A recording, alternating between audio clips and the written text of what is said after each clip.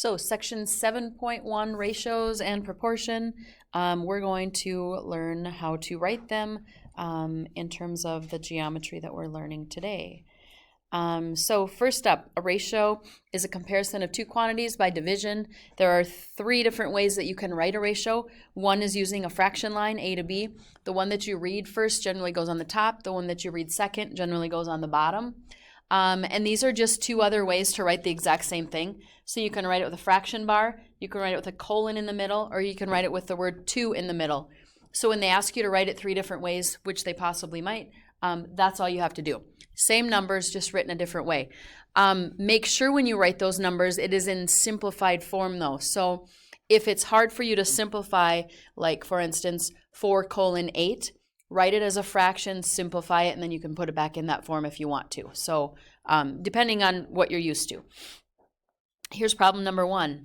The bonsai bald cypress tree is a small version of a full-size tree. A Florida bald cypress tree called the Senator stands 118 feet tall. What is the ratio of the height of the bonsai to the height of the Senator? So basically, whatever you read first is going to go first. Whatever you read second is going to go second. So they say, what is the ratio of the height of the bonsai? So put the bonsai on the top and the Senator on the bottom. So I read it exactly like that. So we're going to write a fraction. So the bonsai is the one that's pictured, which is 15 inches tall.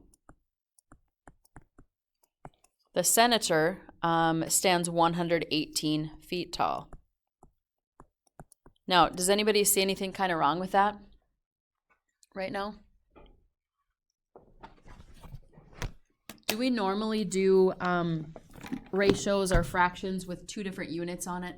Like when you're in science, are the units different? Only if they're like time and like feet per second. But if you're talking about length, these two need to be the same. So I want to draw your attention to that. Open to section 7.1.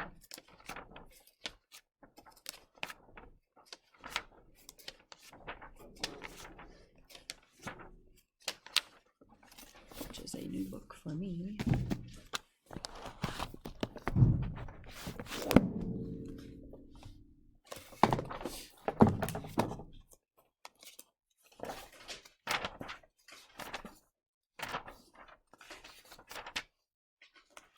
So for you, it is page 432.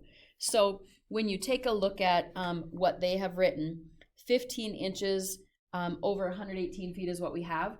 We need to change and convert one unit into the other so that those units cancel out, and we do just get a ratio. So a ratio is something that doesn't have any units at all, and in order to get a ratio with no units, you have to convert them. Now, what they do is they convert 118 feet into inches. Would it matter if we converted 15 inches into feet? No, you can do whichever one you want to. I like to kind of do them together, kind of like they do in physical science, so that's what I'm going to do. The book does it a little bit differently. You can certainly do that if you wish. So for mine, I want to set up a fraction of sorts that cancels these units out. In order to cancel, you need it in a diagonal position. So how many inches are in a foot? 12. So I'm going to put 12 inches on the bottom so that this unit cancels with that one. And the other unit then goes on the top, 1 foot. Don't just put 1 and 12. Put the units in there so that I can see that they have canceled. And then feet cancels feet. So we are really taking 12 inches equals 1 foot and just using it in a fractional form so that the units do cancel out. There are no units, so what we're looking at is a 15 times 1. And then whatever 118 times 12 is.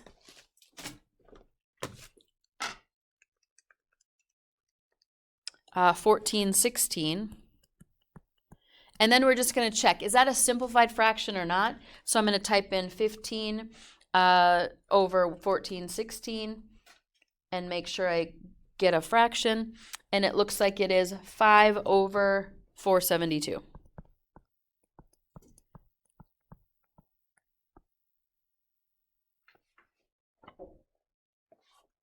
Okay, now if they wanted all three, here's one of them. Here's another. And here's the last one. Okay, they didn't ask for all three, but if they did, you want to do simplified form, no units. Here's got it number 1. A bonsai tree is 18 inches wide and stands 2 feet tall. What's the ratio of the width to its height? So width we see first, so it's going to be width on the top, height on the bottom. If you want to just jot a little fraction down so you know which one goes where, that's something that's really easy to do and it gets them in the right place. So it says it's 18 inches wide and 2 feet tall. I do like to put the units in there because then I know, do I need to simplify it? Are they simplified already? You know, what is it? So if you get units that are exactly the same, like if it was 18 feet and 2 feet, all you need to do is cancel them out and simplify 18 and 2. But if they are different, that's when you have to convert one to the other. So again, we want to convert inches into feet. To cancel inches, it needs to be diagonal. We're using that same unit again. I'm going to put the 12 inches diagonal from the 18 inches so that it does cancel that unit, and the other one goes in that other spot. So it looks like 18 over 24, which is 9 over 12, and that can reduce again, 3 to 4. So that's basically all you're going to do for those first few questions. Again, if they wanted each of them,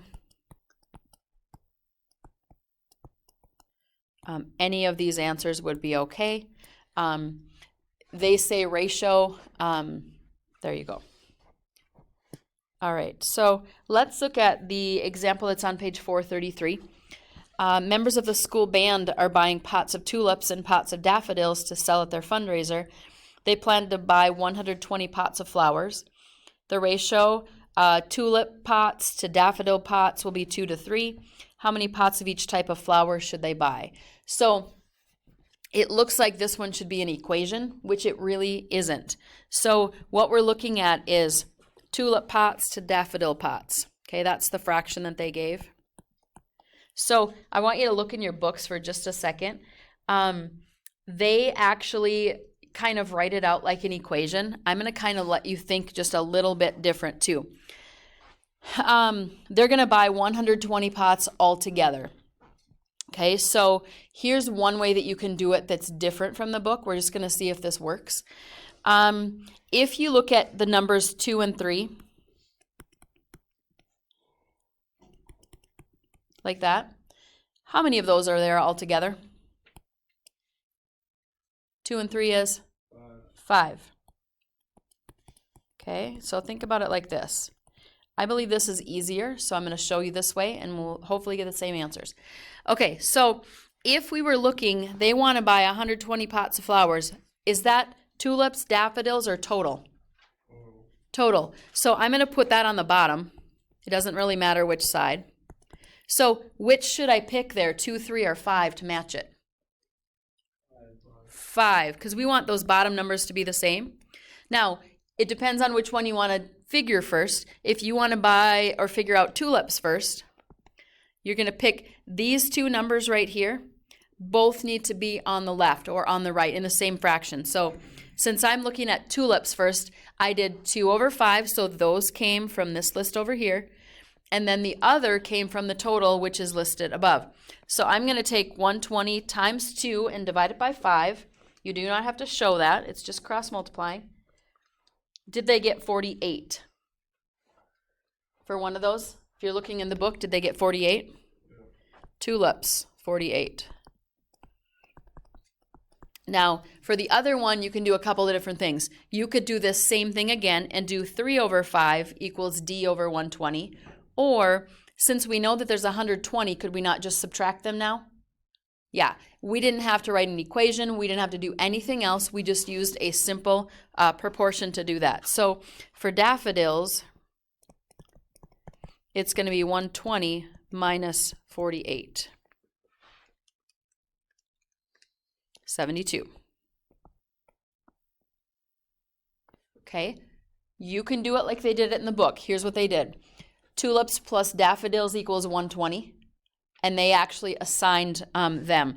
They did tulips, 2x, daffodils, 3x. Okay, they did them in terms of how many they should buy. I think that's harder myself. I like doing proportions. If you do, whatever you do, you have to show your equation. So you'd have to show this and then the answers. But I feel like this is so much easier. Anytime they give you a fraction like that, you can do this. If they said, we know that we have 68 daffodils, would you have to get the total on that one?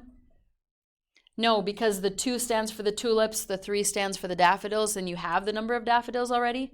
You would just need a variable to solve. So you don't always have to do the total, but if they give you the total number of items, you would.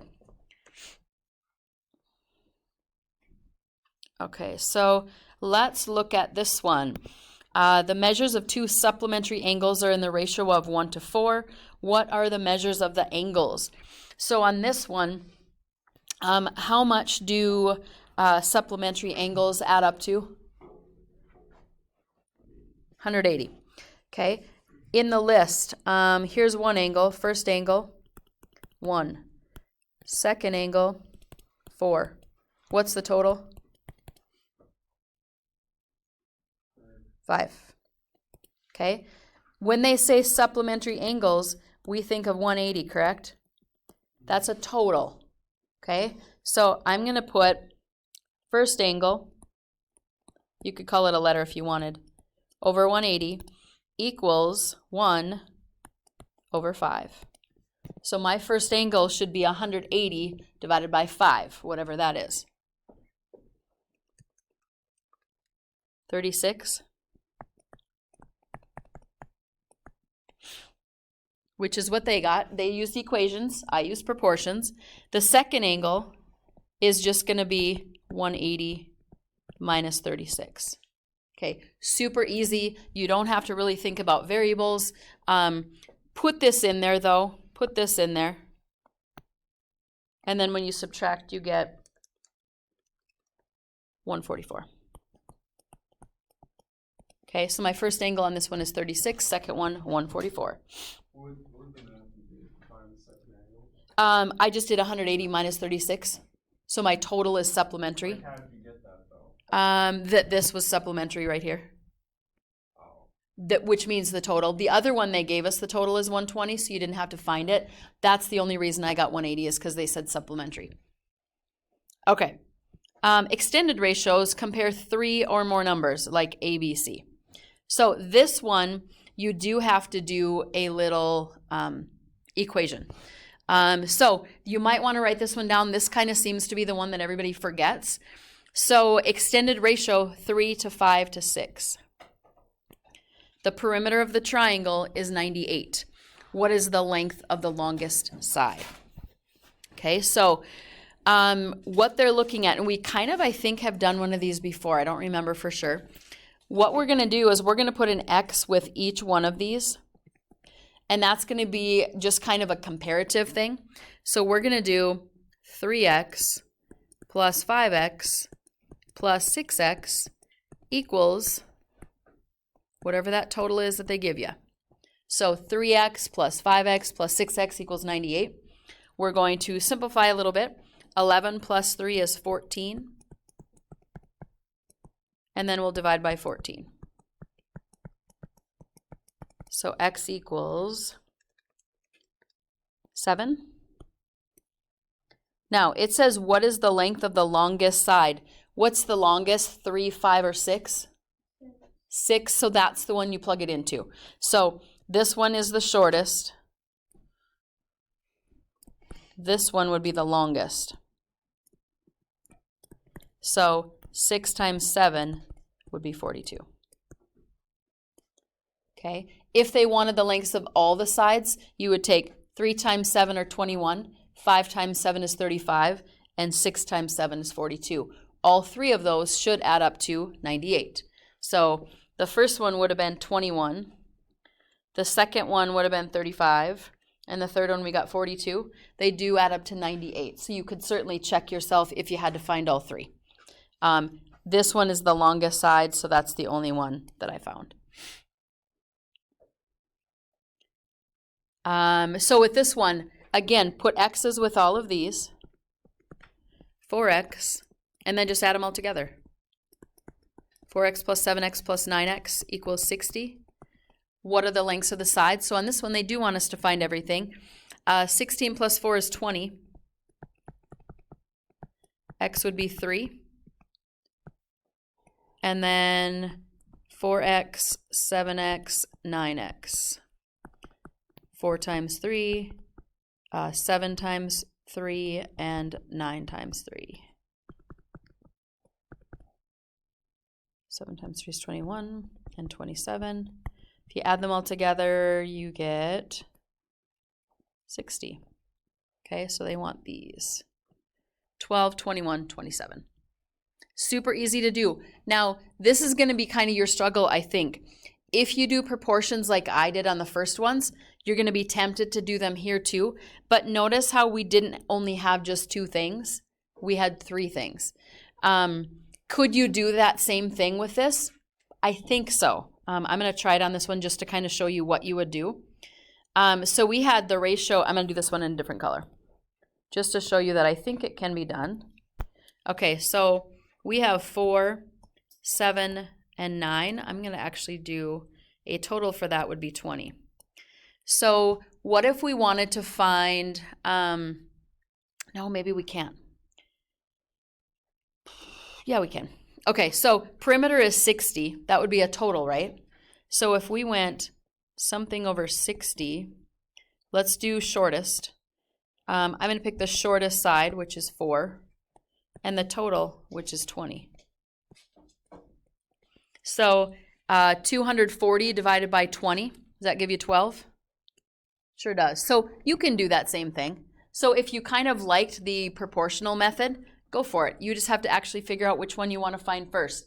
Now, if they said specifically what's the longest one, don't do all the other ones. You would do 9 over 20 equals longest over 60.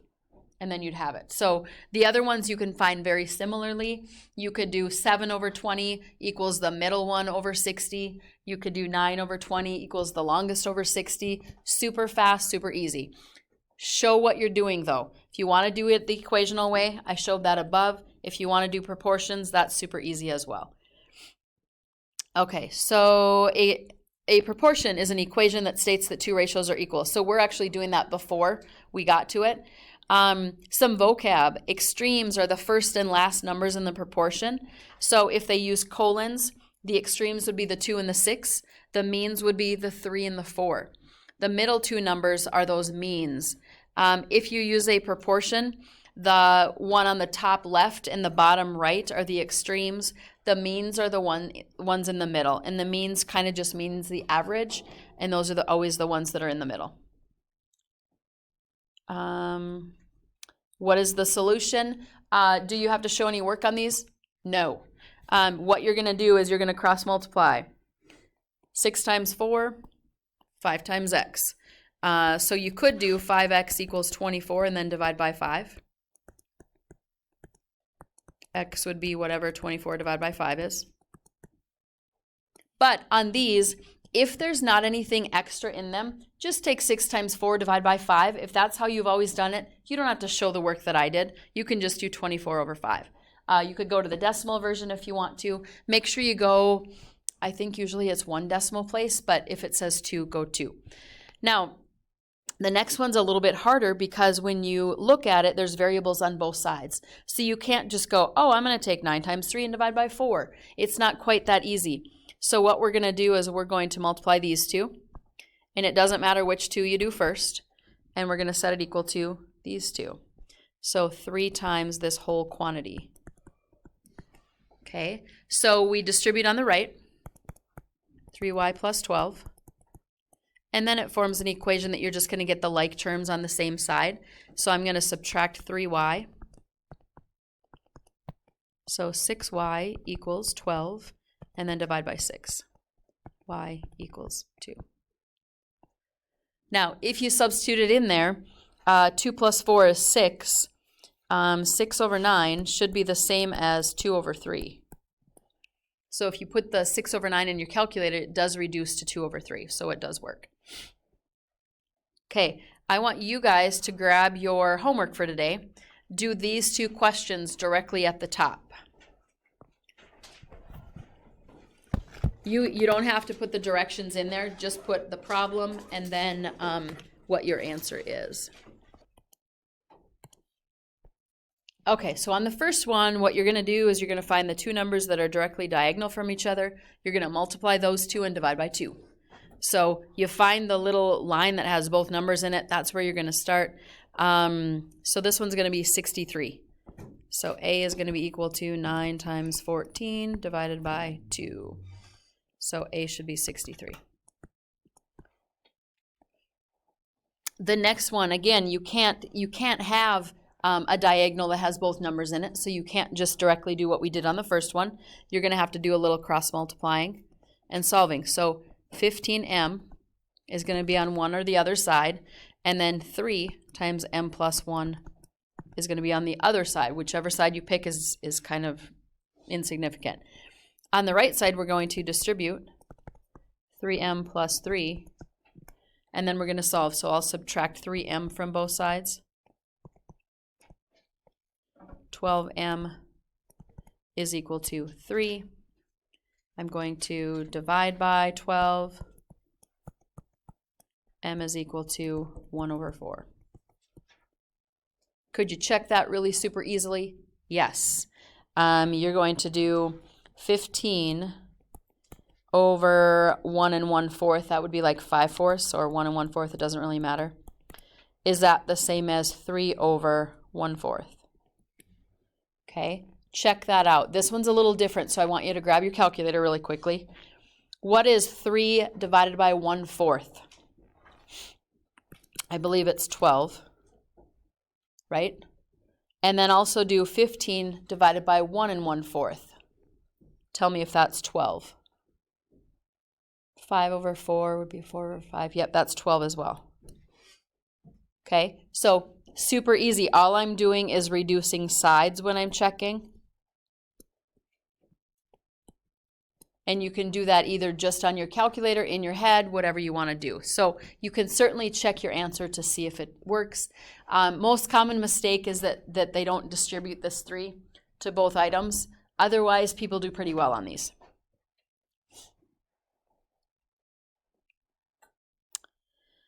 Okay. Some properties of proportion. So they have 3 different ways to write exactly the same proportion. I don't necessarily want you guys to memorize what these are unless they say what's the property. They don't really matter all that much. So when you're looking at this one compared to this one, what they've done is they've flipped each of the fractions over. Okay, so they've done the reciprocal. Okay, so if I write one and you write one and the only difference is that mine are flipped, they're okay, they're the same. The second one, what they've done is they put from this one to this one, this becomes one of the fractions, a over c.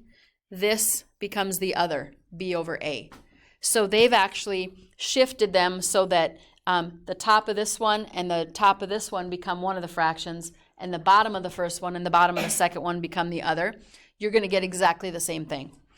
The third one is if you add the denominator to the numerator. So this one is the oddest one, but it does still work. So what we're looking at is whatever this denominator is, we're going to add it on to the numerator. Whatever this denominator is, we're going to add it on to the numerator. So, oops, that's a D. All right, so you get A plus B over B and C plus D over D. You're probably thinking, when would I ever do that? I don't know. I probably wouldn't choose this one if I had to, because this is the one that people most often forget. It's just something that they want you to be aware of. So let's look at these. In the diagram, x over 6 equals y over 7, what ratio completes the equivalent proportion? So if they start with this one, and when they move to the other one, this becomes the left side, what becomes of the right side? What number goes on the top? 6 or 7? 6, because when you look at it, x over y becomes that left fraction. 6 over 7 becomes the right one. So basically, when you're looking at it, whatever was under the 6 before becomes the number that's to the right of the 6. They're still kind of paired together. So it's going to be 6 over 7. Now, when they say justify, here's where you're going to have to write which of these things was it. So when we're looking at it, this one was the one that switched, right? So we're just going to say switch the means. So of those, here's the names. Reciprocal, switch the means, add denominator. We'll keep it kind of short. So this one was switch means. Call it good. Here's got it number 5. X over 6 and y over 7 to find the ratio that completes it. So with this one, what did they do for the left one? They reciprocaled it, right? So they just flipped it over. So if you flip the left one over, you must flip the right one over. And we're just going to put reciprocal. So that was the first one. Okay, so when they say explain, it's not big and wordy. Just use a word or two. Okay, what about these? What does this one look like when they're adding junk to it? It's probably that third one. So they're adding the denominator to the numerator. So I'm going to put add denominator to numerator. Okay, so the other one, I have to see what we started with. It was 6 or x over 6. This was what we started with. So if you add the denominator is 6. It's going to be x plus 6 over 6. Okay, add the denominator to the numerator so that it looks like the other one. Do not simplify when you do that. You're just kind of doing what they say. Now the last one is the hardest one. You might want to write this one down in case you have to do a few of these. This one doesn't really look like any of them. Okay, so I want you to be aware of that. Turn to page 435. Okay, 435. This one is got it C. Write this one on your homework or in your notes or something somewhere. This one's a little bit different.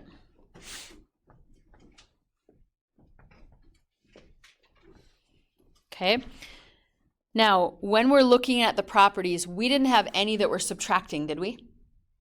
But doesn't this one kind of remind you of that bottom one where you're doing something to it? So the first thing I'm going to do is I'm going to flip them over. Okay, so I'm going to do x minus 6 over 6, y minus 7 over 7, and I use the reciprocal. Okay, so now at least we have that weird looking part on the top. And what it tells us to do is it says with that bottom one, we're supposed to add the denominator to the numerator. So that's what I'm going to do. So I'm going to do this in different colors so you can see it. The denominator was 6, so I'm going to add 6 to it. The denominator is 7, so I'm going to add 7 to it. And then I'm going to simplify a little bit. This one becomes x over 6 and y over 7, which is what they started with. Okay, so this from here to here was the add denominator to the numerator. So they started with something. They want you to turn it into what they have started with in the original question and describe your rules as you go. So sometimes there might be more than one rule that you put in there. Most of the time it's just have they switched them, have they flipped them over, have they added something, and most of the time it's pretty easy. That last one is probably the trickiest one. So keep that one in mind. We're going to do a few of these as well as the vocab.